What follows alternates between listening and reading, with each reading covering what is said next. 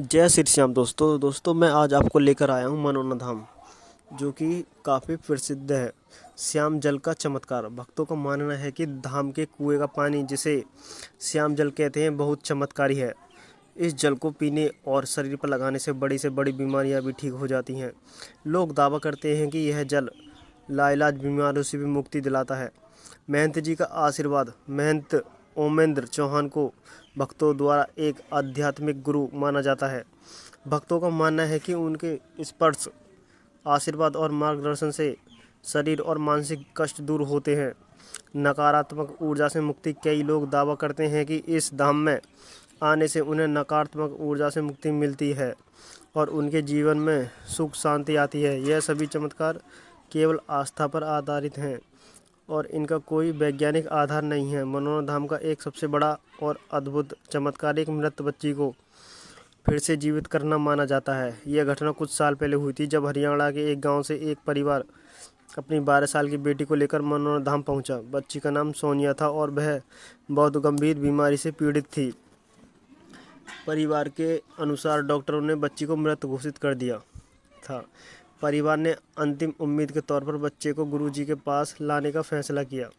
जब वे धाम पहुंचे तो बच्ची का शरीर ठंडा पड़ गया था और उसमें कोई हलचल नहीं थी। परिवार ने गुरुजी के चरणों में गिरकर मदद की गुहार लगाई। गुरुजी ने बच्ची को देखा और उसके शरीर पर जल के छींटे मारे। इसके बाद उन्होंने कुछ देर तक मंत्रों का जाप किया और बच्ची के माथे पर हाथ रखा। कुछ ही मिनटों में चमत्कार हुआ। बच्ची के शरीर में हलचल होने लगी और उसने धीरे धीरे आंखें खोली। यह देखकर वहां मौजूद सभी लोग हैरान रह गए। बच्ची पूरी तरह से ठीक हो गई और उठकर बैठ गई। इस घटना के बाद मनोना धाम की ख्याति देश विदेश में फैल गई और लोग इसे चमत्कारी धाम कहने लगे। यह घटना आज भी मनोना धाम के इतिहास में सबसे बड़ी और महत्वपूर्ण मानी जाती है। मनोना धाम में महंत ओमेंद्र चौहान से मिलना मुश्किल है, क्योंकि भक्तों की भारी भीड़ रहती है। कई लोग रात 2 बजे से ही कतार में लग जाते हैं। महंत जी सुबह से शाम तक भक्तों को दर्शन और आशीर्वाद देते हैं। उनका दावा है कि वह कोई चमत्कार नहीं बल्कि ईश्वर के एक माध्यम है। भक्तों की आस्था इतनी गहरी है कि वे उन्हें पूजनीय मानते हैं और अगर आप उनसे मिलना चाहते हो तो आपको धाम जाकर अपनी बारी का इंतज़ार करना पड़ेगा। धाम का कोई निश्चित समय नहीं है, इसलिए आपको लंबे समय तक इंतज़ार करना पड़ सकता है। धाम की आधिकारिक वेबसाइट या सोशल मीडिया पर भी कोई जानकारी नहीं दी गई है कि आप उनसे कैसे मिल सकते हैं। महाभारत के युद्ध से पहले पांडवों को 12 साल का अज्ञातवास मिला था, जिसका मतलब था कि उन्हें इस दौरान किसी भी व्यक्ति द्वारा पहचाना नहीं जाना था। पांडवों ने अपना अज्ञातवास इसी क्षेत्र में बिताया था। उस समय भीम का विवाह हिंडिवा राक्षसी से हुआ था। उनके पुत्र घटोत्कच थे, जो अपनी माता के सामान्य ही ताकतवर थे। घटोत्कच ने अपनी माता हिंडिवा और पिता भीम से युद्ध कला सीखी थी और वह अत्यंत शक्तिशाली योद्धा बन गए थे। बर्बरीक का जन्म और उनका वरदान। घटोत्कच का विवाह मोरबी नामक स्त्री से हुआ था और उन्हीं के पुत्र बर्बरीक थे। बर्बरीक बचपन से ही अद्भुत शक्तियों से संपन्न थे।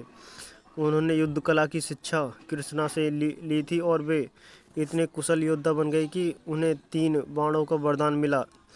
इन 3 बाणों से वे एक ही बाण में पूरी सेना को समाप्त कर सकते थे।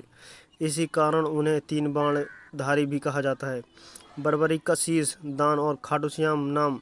महाभारत के युद्ध में बर्बरीक ने कौरवों और पांडवों के बीच युद्ध में कमजोर पक्ष की तरफ से लड़ने का फैसला किया। भगवान कृष्णा को, जो सब कुछ जानते थे, उन्हें बर्बरीक को रोका और उनसे उनके शीश का दान मांगा। बर्बरीक ने सहर्ष अपने शीश का दान कर दिया। इस महान दान और उनकी भक्ति से प्रसन्न होकर भगवान कृष्णा ने बर्बरीक को वरदान दिया कि वे कलयुग में श्याम के नाम से पूजे जाएंगे और जो भी उनके शीश की पूजा करेगा उसकी सभी मनोकामनाएं पूरी होंगी। मनोना धाम को बर्बरीक का जन्म स्थान और उनके बचपन का स्थान माना जाता है, जबकि उनका मुख्य मंदिर जहां उनके शीश की पूजा की जाती है वह खाटू श्याम जी का मंदिर राजस्थान के सीकर जिले में स्थित है। इसलिए मनोना धाम का महत्व उनके जन्म स्थान के रूप में है, जबकि खाटू धाम उनकी पूजा के लिए सबसे प्रसिद्ध स्थान है। जब बर्बरीक ने अपना शीश भगवान कृष्णा को दान किया तो कृष्णा ने उनके शीश को राजस्थान के सीकर जिले में स्थित खाटू श्याम नामक स्थान पर रखा। इस स्थान को उनके शीश के प्रकट होने का कारण माना जाता है। क्योंकि भगवान कृष्ण ने स्वयं यह निर्णय लिया था कि बर्बरिक के शीश की पूजा इस स्थान पर होगी। इसके बाद खाटू में एक मंदिर का निर्माण किया गया जहां बर्बरिक के शीश को स्थापित किया गया और वे खाटू श्याम के नाम से पूजे जाने लगे। यह स्थान उनके भक्तों के लिए एक महत्वपूर्ण तीर्थ स्थल बन गया है जहां हर साल लाखों भक्त उनके दर्शन के लिए आते हैं। मनोना धाम और खाटू श्याम जी मंदिर दोनों ही भगवान खाटू श्याम को समर्पित हैं, लेकिन दोनों का इतिहास और मान्यताएं अलग अलग हैं।